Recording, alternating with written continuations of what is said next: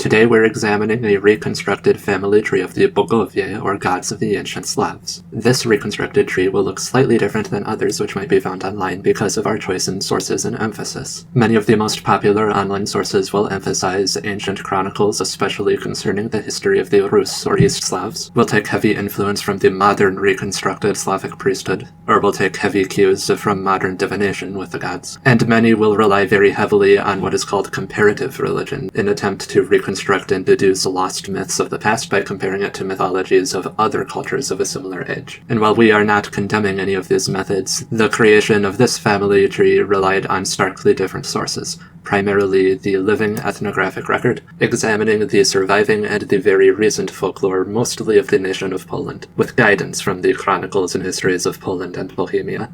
Again, neither approach is necessarily better or worse, but this will cause this family tree to look different than others which are found online.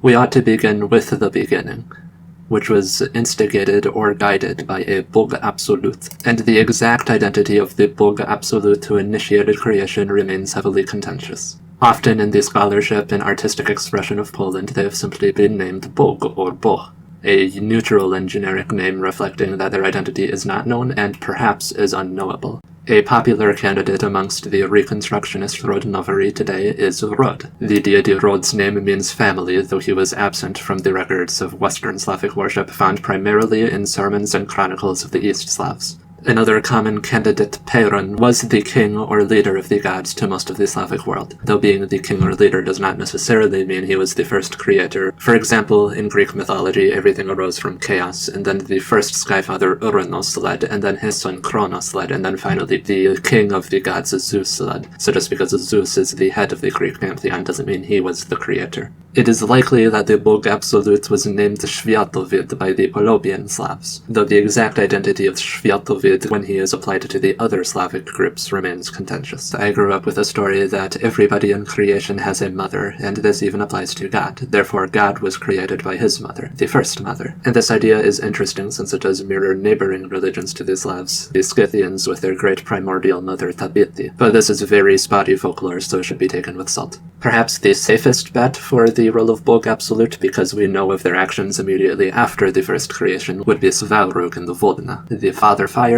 and the mother waters. Lastly, the Bog Absolute could possibly simply be the universe, often embodied with a motif of a tree or a woman tree. It could just be that the universe is the universe and she is the Bog Absolute. From the creator hatches the first cosmic egg, which releases primordial fire and primordial water, in the form of God or Svarog, and in the form of Matka Vodna, the Mother of Waters. And from the Mother of Waters will rise another creator. The one who emerges from Vodna is the mysterious and dark god Volvos. And since he emerges from Vodna, it is not totally clear if he is another sibling of Svarog and Vodna, who is simply hidden or covered by her waters for a period, or if indeed he sprung from her and is therefore her son. It is ambiguous, so the question will not be settled here. And after a creative spat between Svarog and Volvos, the earth is risen from the primordial waters. The earth is named Mokosh, or Matka Ziemia. And just after the creation of earth, Svarog creates his son Perun to banish Volvos to the bottom of creation and watch over the earth as her guardian and husband.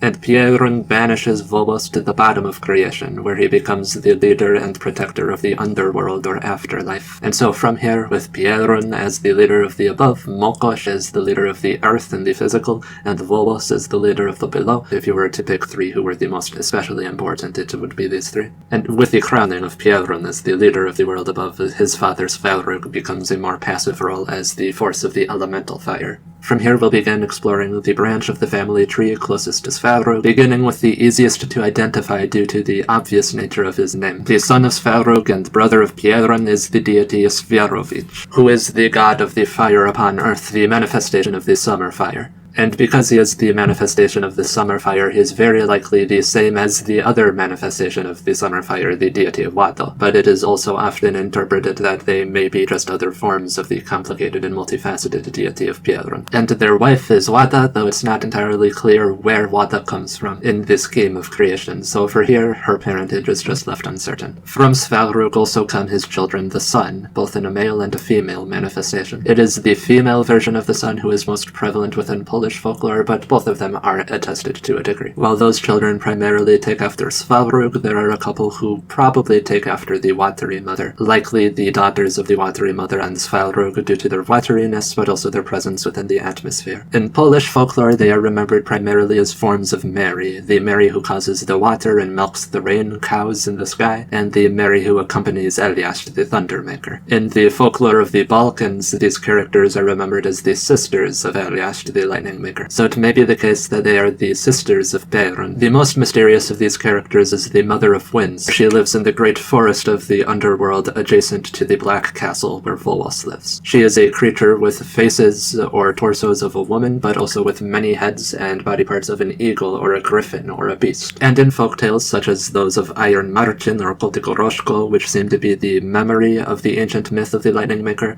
it is the Mother of Winds who gives aid to the lightning maker. She gives several of her winds to the lightning maker to usher him back to the world above. And so this begins a cooperation between the two. And finally, the roaring god of the Polobians upon the island Rugen may or may not be the same as Perun.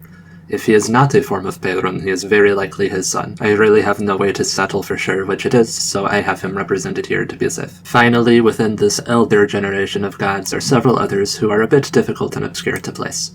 Again, if Rod is not understood to be the Bog Absolute, then he is certainly a sibling of Svelrug, or a deity within this generation. Rod is mentioned alongside the Rodaniece, a group of women who control fate. And since Rod's name means family, he is very likely the god of family, possibly of ancestors or fate. It's difficult to say because, again, he has not been attested directly in Western Slavic folklore or chronicle. The final possible siblings in this older generation are Dola, the Lady of Fortune, who exists in myriads of forms. There is also the King of Time and his children or followers, the 12 months, who probably belong up here due to controlling the seasons and time itself. That seems like a very primordial thing. And there are the mysterious brothers Chernobog and Bielobog, the black god and the white god. Now, I question the historicity of Bielobog since he was not attested immediately alongside his brother and only appeared in later chronicles of the Pomeranian Polobians centuries into Christianization. It seems that their cult was one of the last, if not the last, strictly and openly polytheist holdouts. And given their surrounding by the Christians and the delicate situation they were in, we cannot necessarily trust their faith to represent a pan-Slavic faith. It is very likely that it was affected by their extreme and unfortunate condition. So I'm not certain that the white god was his own god, separate from the other candidates of the gods of light, but there is considerably more evidence to consider that Chernobog might be his own god instead of a name for another god. Primarily, folklore remembers 2 generations of devil, or 2 levels of devil,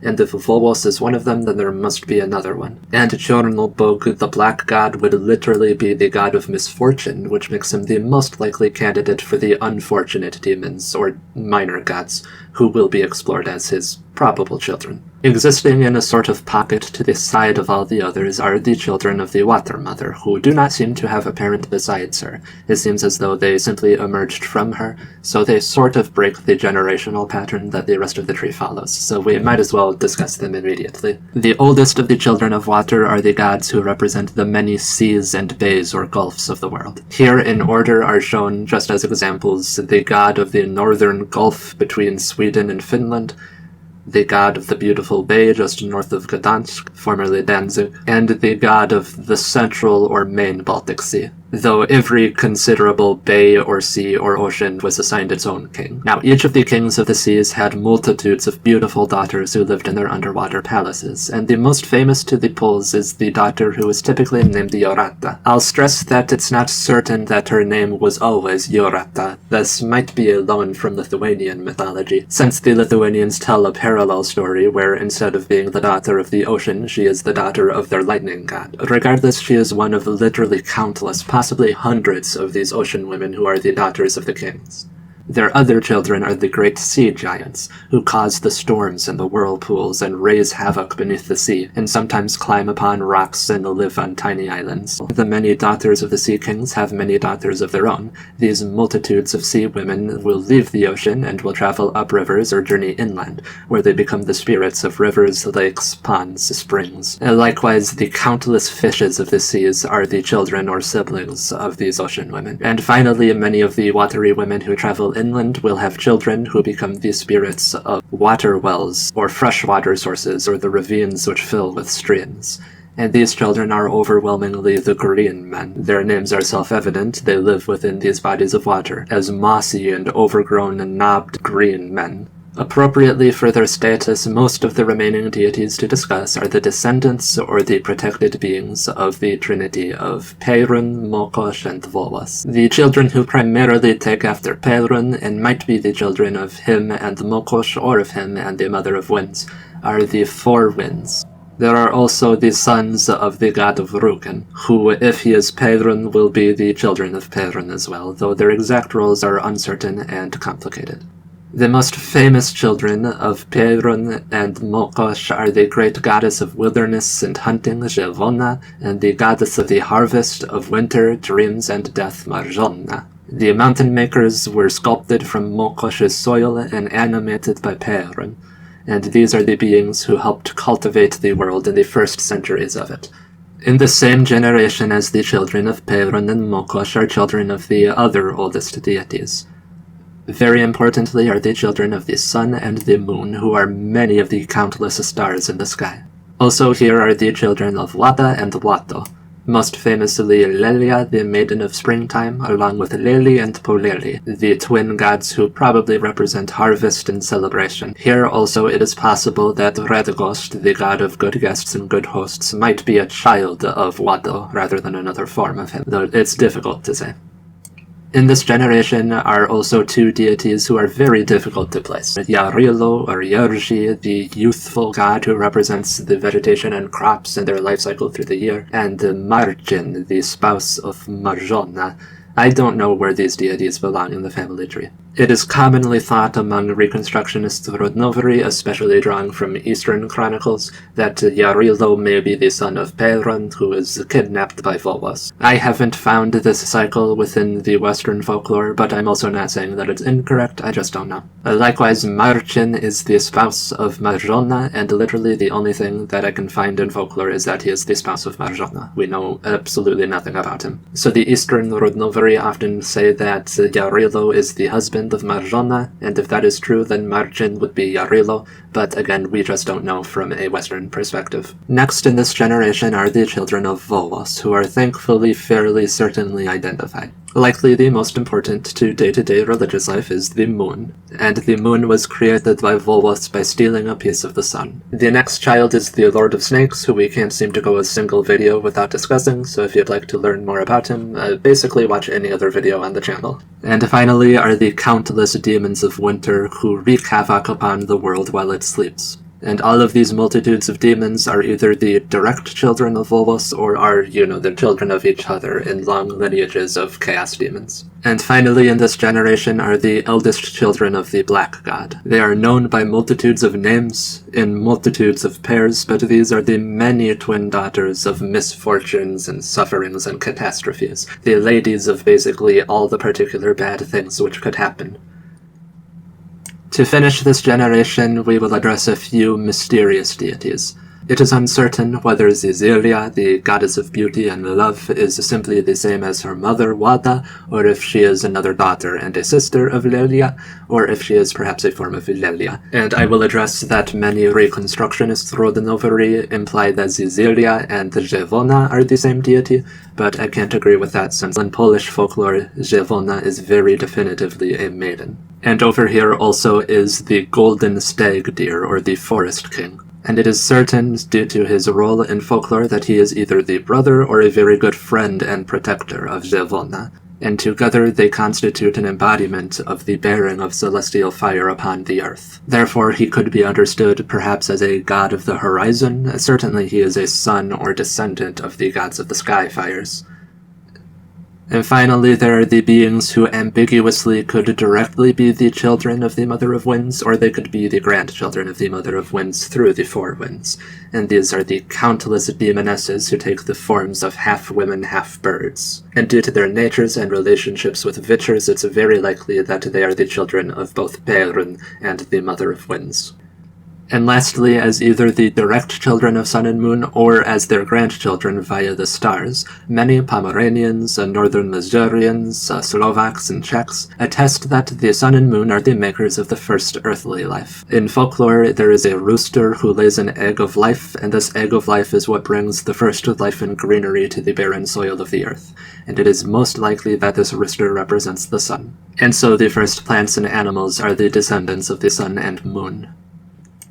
While they have no direct children, the holy daughters Zhevona and Marzhona have many adoptive or symbolic children. Belonging to Zhevona are the many wild women, appearing in multitudes of forms, united by their presence within the wilderness as embodiments of the wilderness, living within trees or within a hidden pocket world which is reached by entering the insides of trees. While holy to Marzhona are the many demonesses of the waters. Some function like mermaids or sirens or nymphs, but all of them are women who exist in a place between life and death. For the water that they float in represents the waters which carry souls to the afterlife, so they exist in perpetuity within the realm of Marzhona. Volos and his children further make the mountain shooters, a type of giant who made the mountains not by sculpting them but by ripping the earth apart. Likewise, the Lord of Snakes gives birth to the great dragons of the world, and all of the squirming creatures, every reptile, amphibian, and boneless crawler like the worms or centipedes. All of these arise from the Lord of Snakes, or one of his children. And from the ladies of misfortune come the grandchildren of the Black God. Deeply famous to folklore and folk consciousness, they are the 3- or 4-fold sisters of plagues who represent the great pandemics, and the brother of the plague sisters, the Upyor, who in this primordial form likely represents tragic death or death in war or such similar concepts. Finally, in this generation, the mountain makers themselves have children. Many of the mountain makers literally become mountains, as the great mountain peak gives birth to the smaller mountains which cascade from the king of that mountain chain. The mountain makers also have children who become the half-giants, a race of great mighty people several meters tall who live within the mountains, though almost all of the half-giants were slain in the first centuries of the world. Though as many mountains descend from Mokosh and Perun, a few seemingly descend from Volos. As mountains form in myriads of ways, and this seems to be reflected within their characteristics and characters, the natures of the souls which inhabit them. And with the mountains and mountain makers we arrive to the final generation of life. And so it is that either the mountain giants create for themselves their successors, or Mokosh and Perun attempt again to create shepherds for the land. But whether they are the direct children of the mountains, or the symbolic children as the mountains were their prototypes, either way humanity arrives, humans the either grandchildren or children of Perun and Mokosh, as our bodies are made from our mother's soil, and our souls are implanted by our father's fiery breath. Though we'll note this isn't the only perspective on an origin to humanity, since again some of the people who believe that the sun and moon brought the animals will also include the humans with the animals that were brought by sun and moon. In the same generation of humanity are the children of the many mountain spirits, the rivers who cascade down from the mountainsides. Also somewhere in here, I'm not sure what the exact lineage is, the many spirits of the forests descend in one way or another from Volos, the guardians of these dark and mysterious places of magic, and so the spirits of the forests themselves have their own children and creations, who are the spirits who inhabit the mushrooms and trees and rocks, and other such beings which exist within the forests. Also, the Dark Ones have children, or beings that they create to serve them or be sacred to them. So the Sisters of the Plagues create the countless demons of various sicknesses. And here also are the Vampiri, and the various other undeads. It seems that the strictly non-human, like the Uburi, created the formerly human, the Vampiri, to, if not serve them, then at least to join them, to keep their company. In the generation of humans, I would also like to highlight the presence of what could be named demigods. The most famous example, who we discussed at length in the Perun video, would be Perun, who seemingly has either blessed many humans to live out lives similar to his own, or perhaps has returned to Earth to live out his mythic cycle over and over again. Or perhaps these are all just literally his story being retold into distortion into many different forms. We'll now finish this family tree by addressing a specific group quite difficult to place. So here they are grouped together in a pocket to the side. We don't know for sure how these deities relate, but these deities include the morning star, the evening star, Joji, the sisters of the dawns, the ambiguous deity Kors, who might have something to do with the sun, moon, or sky, and Shemargal, a poorly understood deity who might relate to Iranic religion, and if we follow Iranic religion as a guideline, then it seems he is a great fiery beast who guards the universe in its manifestation as a great tree. So this is our reconstruction of a Slavic divine family tree. Again, there are other versions of such trees which can be found online, and they will vary substantially from this one due to the differences in sources which inform them. But we hope that creating this video on its own could serve as an easily accessible entryway to learning about the gods of the religion. To learn more about particular gods who catch your interest, we recommend watching the videos which have been made about them. So far to this point, there is a video about Perun, a video about Mokosh, a video about the mysterious Wada and Wado, a video about the Javona along with the many wild women who exist as holy beings within her domain, and there are technically also a video about the Vovos and a video about Marjona, so they're much less detailed and extensive than the newer videos. There are things in them which could have been worded better, so eventually they'll be remade, but they do exist. If any other deities are pressingly interesting to you, then please leave a comment saying that you would like them to be explored in the near future, and if there are any shorter questions about any of the deities featured here or anything discussed here, then please leave a comment and I will try my best to address your question. Thank you for watching, I hope this was interesting, and I hope you have a blessed day.